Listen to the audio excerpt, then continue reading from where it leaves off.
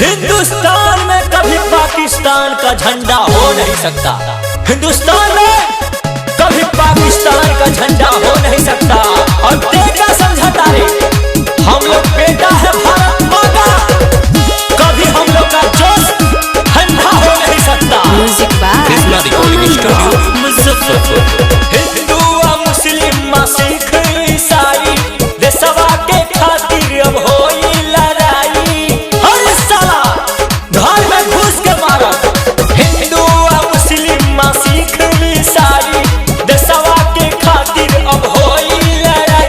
अरे माथे कफन हाथे के छपान रे, बाबू और चीन के होई नक्शा खत्म रे, घरवा में घुस के मारल जाई बम रे।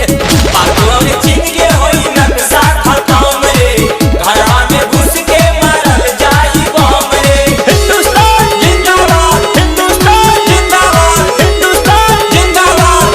बोला बोला भारत माता की जय।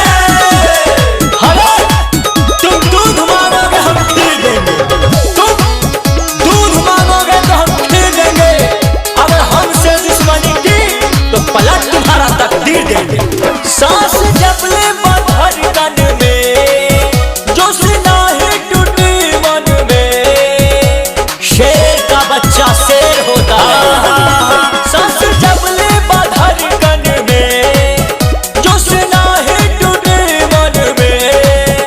अरे दूल्हा मुदैया के सीना ऊपर रे, बाबू और चीन के होई नक्शा खत्म रे, घरवा में घुस के मारल जाई बम रे। बाबू और चीन के होई नक्शा खत्म रे, घरवा में घुस के मारल जाई बम रे। हम लोग हिंदुस्तानी हैं, अगर प्यार से आओगे तो प्यार करेंगे, अगर मेरे साथ खिलवाड़ करने की कोशिश की तो कहीं का नहीं छोड़ेंगे। मुन्ना रोशन जय हिंद बोली, आनंद चंचल चलाई गोली। हाँ हाँ हाँ, मुन्ना रोशन जय हिंद बोली, आनंद चंचल चलाई गोली। हरे बंधले बनी सर पे अपना कफन रे, बाबू और चीन के होई नक्शा खत्म रे, घरवा में घुस के मारल जाई बम रे।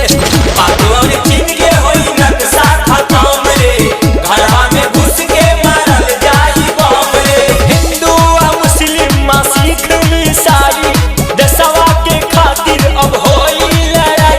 अरे माथे कफन हाथे के छपान रे, बाबू और चीन के होई नक्शा खत्म रे, घरवा में घुस के मारल जाई बम रे। बाबू और चीन के होई नक्शा खत्म रे, घरवा में घुस के मारल जाई बम रे। Krishna recording studio Muzaffarpur.